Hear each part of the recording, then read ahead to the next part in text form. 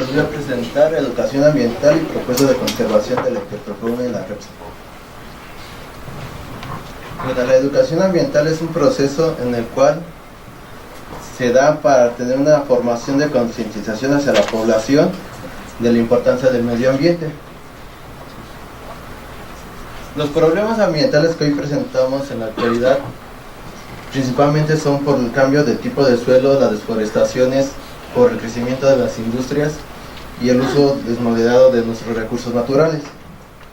Eso se viene por una economía insustentable. ¿Qué quiere decir esto?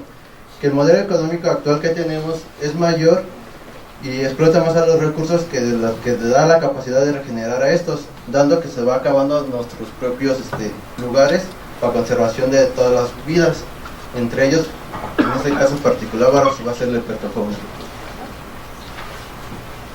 Para poder llevar a cabo una educación ambiental hacia la sociedad, es necesario involucrar a los políticos y a la sociedad, dado que es necesario fomentar nuevas leyes y dar a divulgar y conocer las que ya están.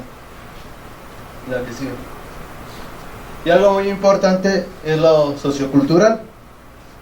En nuestros antepasados veneraban demasiado a los animales, y entre ellos están a los reptiles.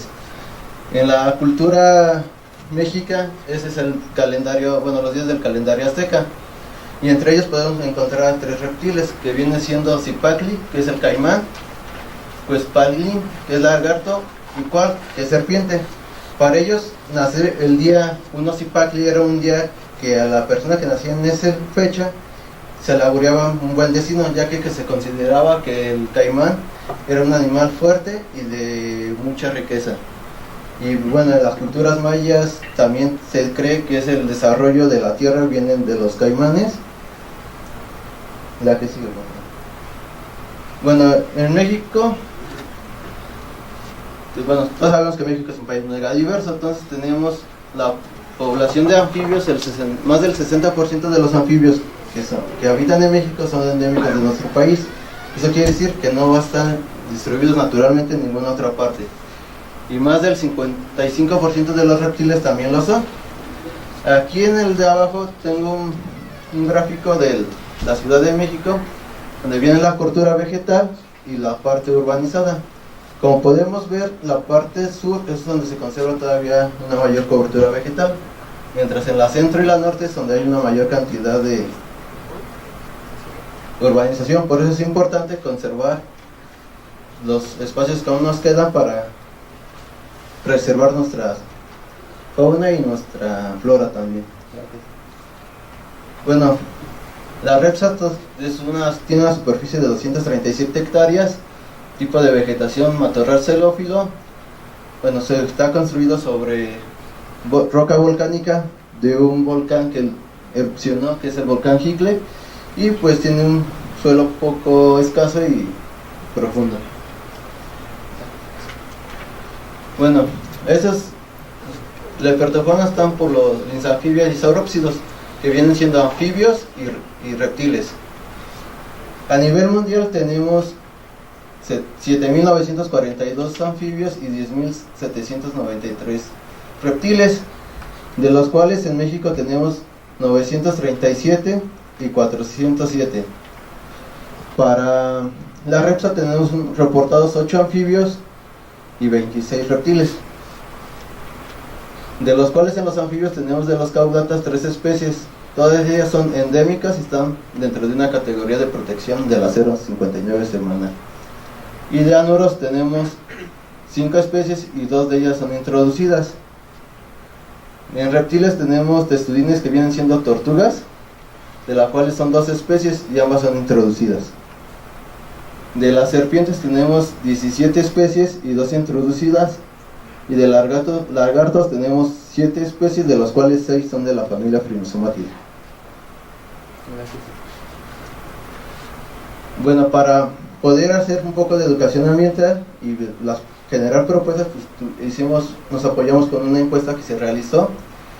Y bueno, para saber a cuántas personas teníamos que aplicar la encuesta, realizamos una fórmula del tamaño muestral conocido, y nos dio que teníamos que aplicar alrededor de 161 encuestas, las cuales se desarrollaron de manera arbitraria con preguntas cerradas y de opción múltiple, y se encuestó en diferentes puntos de la Ciudad de México para tener englobar a la ciudadanía, tener un mejor representativo muestral, y después se analizaron los datos de manera descriptiva y paramétricos, y yo, bueno, aquí se me olvidó cambiar el nombre, se llama Resolute.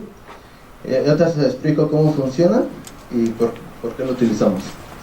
Y al final tuvimos unos resultados y nuestras conclusiones y las propuestas que tenemos para apoyar a la conservación de estos animales. Bueno, primero, una de las preguntas que venía en nuestro cuestionario era si la salamandra es un reptil, y pues se encontró que la mayoría de la población de la Ciudad de México no sabe diferenciar entre un anfibio y un reptil. Y bueno, aquí tenemos en la gráfica de verde color clarito, incluimos a los biólogos, y a la de fuerte los excluimos. Y como podemos ver, aún a los biólogos les falla la distinción de esos dos grupos. Aquí sigue, por favor. Bueno, la otra pregunta que hicimos fue: ¿saben que México tiene leyes para proteger la flora y la fauna? Y pues aquí la mayoría nos contestaron que sí.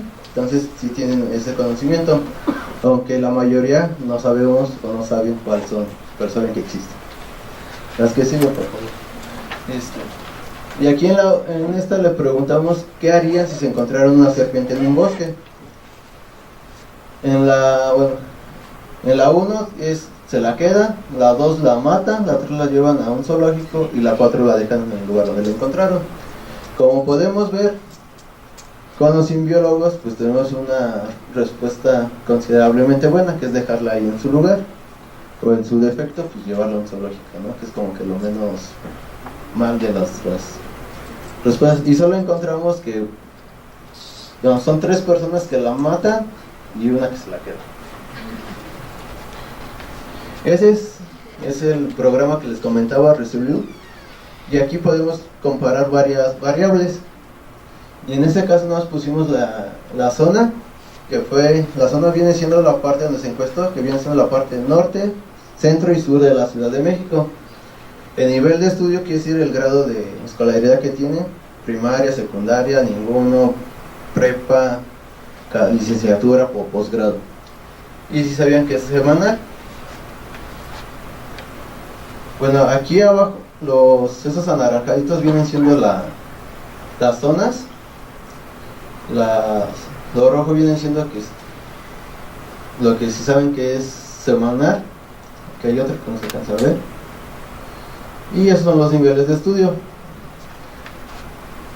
Como podemos ver, la mayoría de la gente sabe que es una organización de gobierno, es una dependencia gobernal, pero también tenemos a los que no saben, a los que dicen que es un club de pesca y una sociedad civil. Entonces por eso aquí es donde hay una mayor importancia de ver y de saber de que no simplemente es poner como cartelitos de cuida a los animales, sino que para hacer una educación ambiental se necesitan englobar diferentes cosas y saber cómo estamos. Como podemos ver, la mayoría nos dijeron que sí sabían que había leyes de protección, pero sin embargo no saben quién es la semana. En cambiamos igual la zona. Aquí pusimos el sexo, que viene siendo masculino o femenino, nivel de estudios y qué desearían que extinguiera. Eso se hizo para saber si un animal es carismático o no. La gente va como que, sí, vamos a protegerlo, ¿no? En este caso de anfibios y reptiles se trata mucho de proteger al lambistoma mexicano, y desgraciadamente el que quieren proteger es al leucástico y no al whitetail, ¿no? Que es el que deberíamos de conservar como tal. Y bueno, igual aquí podemos ver que afortunadamente la mayoría de las personas dicen que no quieren que se extinga ninguno, pero tenemos aquí del sexo masculino y viene siendo secundaria, dicen que se extingan los osos panda. En ese tenemos otra pregunta para saber cómo andamos en conocimientos generales. Era, ¿los colares son plantas? Y pues la mayoría nos dijo que no.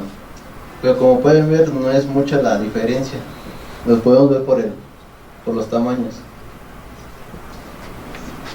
Y pues la mayoría, bueno, las líneas, mientras más gruesas estén, es de que representan que tienen una mayor conexión. Y en varios casos podemos ver que pues son muy parejas.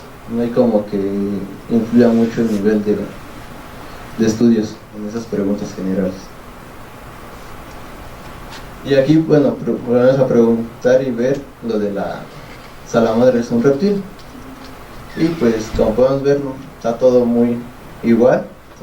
Realmente es muy complicado saber si que las personas puedan distinguir. Y de hecho, se ve que sí implica mucho el nivel de carrera, que se haya estudiado para poder diferenciar a estos dos grupos, aunque vimos que también en los biólogos hay quienes no lo pudieron diferenciar. Bueno, unos resultados que hicimos con MPinfo, nos comparamos la escolaridad con encontrar la serpiente y nos planteamos la siguiente pregunta: ¿la escolaridad determina alguna acción contra la serpiente encontrada en un bosque? Y se encontró que la escolaridad sí afecta el tipo de respuesta. De acuerdo a la prueba de G cuadrada con prueba de homogeneidad de G cuadrada con 15 grados de libertad. Y bueno, se da que a pesar de que el 85% de los encuestados nos dio una respuesta satisfactoria, sí afecta el nivel de escolaridad. Y la otra, conglomerado, viene siendo la zona versus encontrar la serpiente. Y nos planteamos la siguiente pregunta: ¿la ubicación geográfica de la zona determina las acciones a ver una serpiente? Esa pregunta no las planteamos, como les mostré al inicio, por la cobertura vegetal. Yo en lo general pensaba que en la parte sur iba a haber como que una mayor importancia de conservación, que es donde todavía hay mayor cobertura vegetal, que en la parte norte, que ya es como muy urbanizado. Pero nos encontramos que no importa la zona geográfica, ya que no nos afecta el tipo de respuesta de acuerdo a la prueba que se hizo. Y luego la otra fue la zona contra las leyes de protección. Nos preguntamos, en las tres zonas se saben que existen leyes de protección, flora y fauna de México, y se encontró que tampoco nos afecta. Entonces la mayoría pues sabe que existe, pero no saben quién las regula. Y la otra, fuera de saber si la carrera versus salamandra es un reptil, y nos preguntamos que si la carrera estudiada era un factor para poder diferenciar anfibios y reptiles, y se encontró que sí. Y bueno, algunas de nuestras propuestas de conservación en principal es fomentar la responsabilidad ambiental, y para hacer ello nos basamos en los siguientes puntos, que es el conocimiento de sanciones penales que vienen dentro de nuestro Código Penal Federal. Y esto se plantea porque mucha de la gente introduce o extrae animales sin saber el riesgo que genera al medio ambiente, porque simplemente no les importa. Pero si se les da a conocer que hay multas desde 1,000 hasta 9,000 salarios mínimos y de 1 a 9 años de cárcel, pues tal vez lo pensarían un poquito, ¿no? Otra es la divulgación con educación no formal. La educación formal es toda aquella que se lleva fuera de una aula, y puede ser con trípticos, cursos, folletos, talleres, para todo tipo de la gente, para darlos a conocer y por qué es importante conservar a nuestras especies, y más si son endémicas de un lugar o del país. Enlazar estudios de académicos con instituciones de gobierno. ¿Eso para qué? Para tener una mayor difusión y un mejor apoyo para poder llevar a cabo nuestras propuestas. El control de fauna feral. Eso es muy importante porque sabemos que hay muchos animales, entre ellos gatos y perros ferales, y pues por sobrevivencia terminan matando lo que sea, ¿no? Entonces también nos ha afectado mucho en algunas especies en México y a nivel mundial en cuestiones endémicas. Y dar a conocer los servicios ecosistémicos en pablos publicitarios. Esto quiere decir pues hacer publicidad como vienen las carreteras o más grandes y dar la importancia de por qué deben de existir una reserva, qué es lo que nos genera, tanto ya sea ambiental como económicamente, nuestras especies y por qué existen. O sea, todas las especies tienen un porqué de existir, no más están porque sí. Y nos ayuda a regular muchas cosas, principalmente los anfibios, pues los insectos, ¿no? Ya sea para cuestiones de transmisión, de enfermedades de transmisión, o para los agricultores, para evitar plagas. Y bueno, y esas son las que ya se habían comentado anteriormente. La mayoría de las personas no es capaz de distinguir la población. El 30% de la población, como no estoy de manera chulata, dice que la reserva no es útil en la ciudad. La gente sabe que existen leyes ambientales, pero no conoce la SEMAR, ¿no? Entonces también tenemos que trabajar un poco sobre nuestras dos secretarías que vienen siendo SEMAR y PROFEPA, ¿no? Que son las que regulan un poco esto. Y bueno, y algo que salió chistoso, yo esperaba lo contrario, porque diciendo, bueno, si uno tiene en la parte sur teniendo una extensión y cobertura y mejor cuidado de nuestras zonas, pues ve como que a la gente que menos le importó. O sea, la gente del norte y del centro de la Ciudad de México tiene una mayor importancia sobre conservar esos espacios. Pero también esto puede ser porque en la zona sur están acostumbrados a que lo tienen, entonces no se valora. Y eso viene mucho también en cuestiones de cultura, sociedad y cuestiones académicas, ¿no? Y bueno, es lo que se ha concluido que si hay diferentes entre formas de ver la naturaleza entre diferentes sectores de la sociedad, donde influyen cuestiones sociales, educación, disponibilidad del recurso, que hacen que ciertos lugares se valoren más o menos. Entonces, también se plantea que no puedes como hacer educación ambiental de manera general en toda la zona, sino la tienes que ir especificando, depende de cómo esté el sector de cada sociedad y cuáles son los recursos que ellos tienen y hacerlos participar y hacerse dueños de sus recursos para que ellos los cuiden y los protejan. Entonces no podemos decir que en la parte norte cuiden algo que no conocen o que no tienen ahí, porque va a ser un poco más difícil. A que si vas a la zona sur, pues los puedes como que sentirse arraigados a eso y que de su propiedad, entonces es más fácil de provocar que la gente trate de cuidar esos espacios, siendo nativos de estos lugares. Y muchas gracias por su atención.